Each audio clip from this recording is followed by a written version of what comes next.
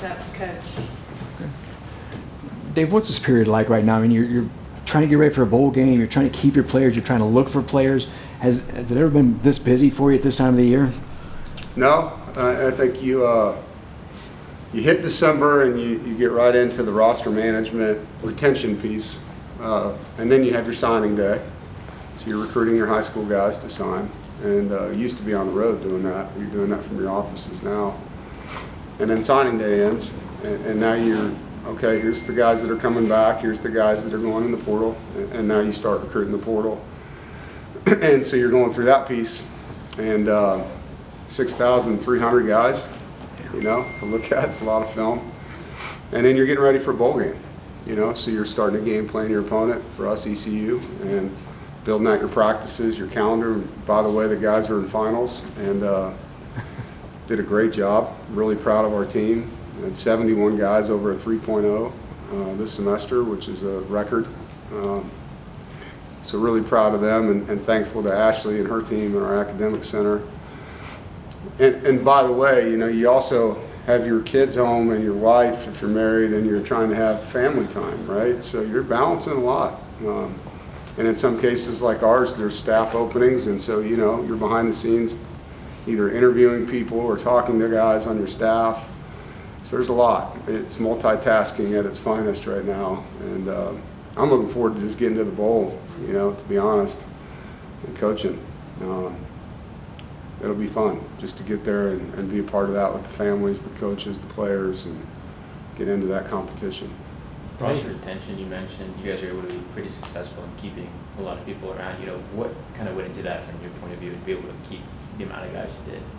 Well, I think it speaks to our team, our culture, our family, the level of treatment that they get here, how we develop people. They know they're getting better. I think they enjoy the daily interactions. They see the progress. They're excited about what's happening within the walls.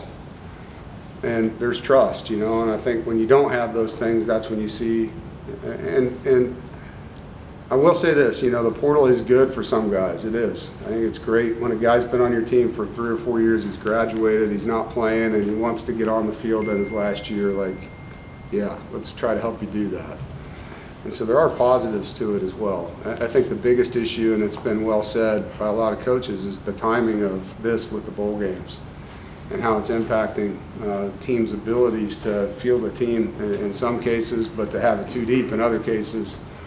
It's really challenging, and it's not, to me, college athletics and really athletics in general, I don't think you could ever see a coach and not hear him say that finish isn't important. Like the word finish means something in athletics, and it means something in business. And our calendar is set up to prevent that in some cases for the athletes, for the teams, and so hopefully, we can get some really good people together after the season and come up with a better way to serve everybody involved in this thing, because it needs to happen. Like for college football, it needs to happen for these bowl games, for these teams, for these coaches, for the players.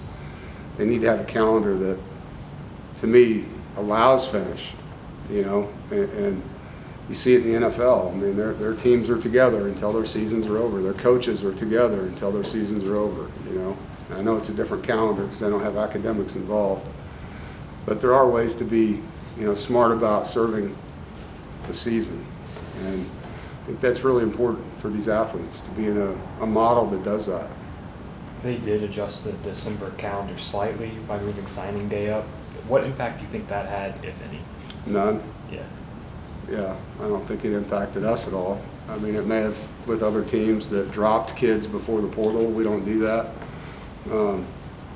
But I didn't see any advantage to that, But we'll see where it goes.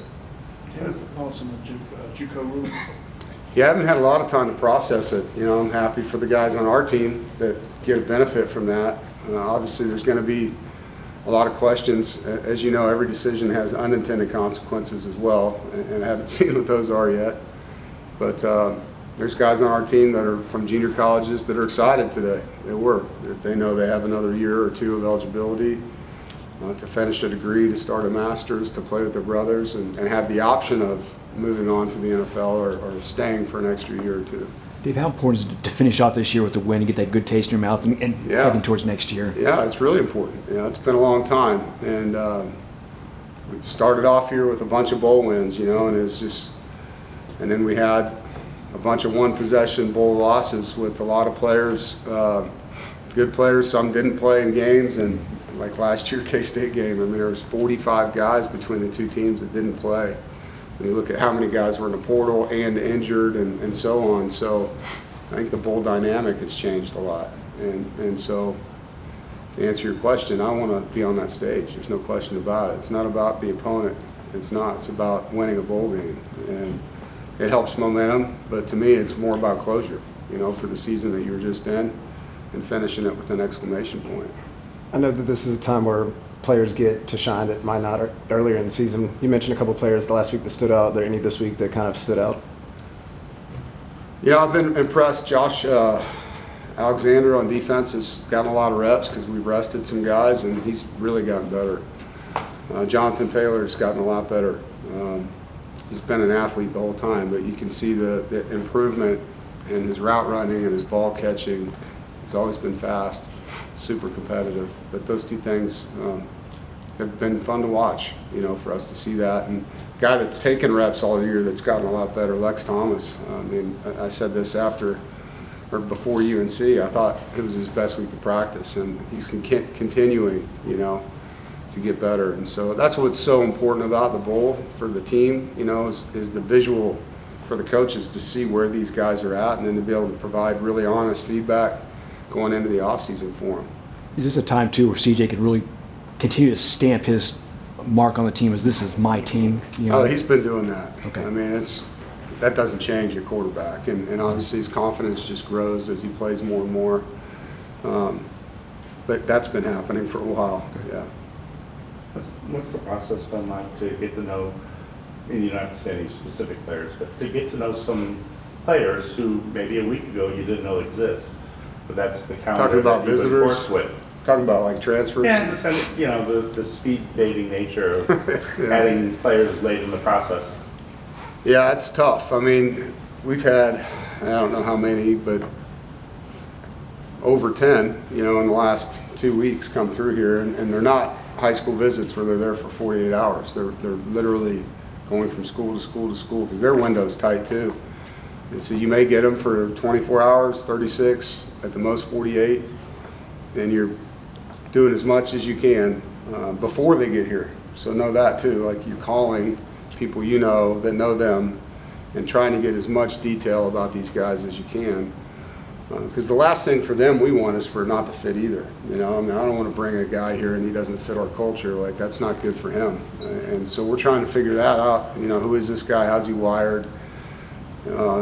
What's he like in the weight room? How does he handle adversity? All those things. Obviously, you're studying film and then transcripts, but who the guy is, trying to figure that out with phone calls and conversations. And then you get them here and there's a lot of eyes on them, and there's a lot of conversation. And then they're off to the next school or they're making a decision, so it's crazy. It's different. Yesterday we talked to Trevally, and he spoke so highly of Coach Autry Lindsay. How have you seen the team kind of embrace Freddie and his role now? Yeah, Freddie's done a great job. With, one of the things he does for us is our freshman focus, which is teaching guys about NC State and the culture of our team when they get here for that first semester. And so he has a special relationship with all the kids that have been here since he's been doing that. And it's going on 3 years that we've had this program. And so it's both sides of the ball. These guys know him differently because he spends time with them. And obviously he's an alum. So, this is important to him, whether he's the coordinator or not, to do the best that he can for all these guys. And he genuinely cares about them. So it's been fun to see him doing that, and Isaiah Moore in a new role doing that as well. As a former position coach, defensive coach, I'm enjoying watching it. You guys are playing the Military Bowl next week. You have a couple of staff members that have previously served. Is it kind of special to be able to share that moment with them next week? Yeah, I talked to those guys during our Military Appreciation Week. I haven't talked to them leading up to this game about it, but I do know how much that meant to them, and obviously being at Annapolis, I I think it'll be cool for everybody, but for guys that served, a lot extra probably for them, and the pageantry of it. Even in the midst of the transfer portal, you've always been a big advocate of high school recruiting. With the JUCO ruling, do you see that playing any effect with Yeah, that effect? no, I do. I mean, it's like you're recruiting a prep school or a mission trip player now that comes in 2 years older with the same eligibility as a high school player. So there's going to be a lot of eyes on the junior colleges, and I don't know if that'll help their enrollment now or what, but it's unique to be able to take a guy that's now going to be 20 instead of 18 that has the same eligibility, and he's been developed a little bit, he's played more. So yeah, I see a lot of benefit in that. Last one. Thoughts on Dave Clawson? I know you can. Yeah. I texted Dave when I saw it. I'm going to miss competing against him. We've known each other since the MAC and have had a lot of good games against each other. I have a lot of respect for Dave, and obviously he did a tremendous job for Wake Forest, and sounds like they're going to keep him around in an advisory role, which is great for him. But yeah, I mean, I wish him nothing but the best, and I know he and I will have a friendship well beyond the coaching years. But he did a great job there, and put a lot of good players out, had a lot of good teams, came up with a scheme that was really hard to play against, and so he did a heck of a job there. All right. Thank you, guys.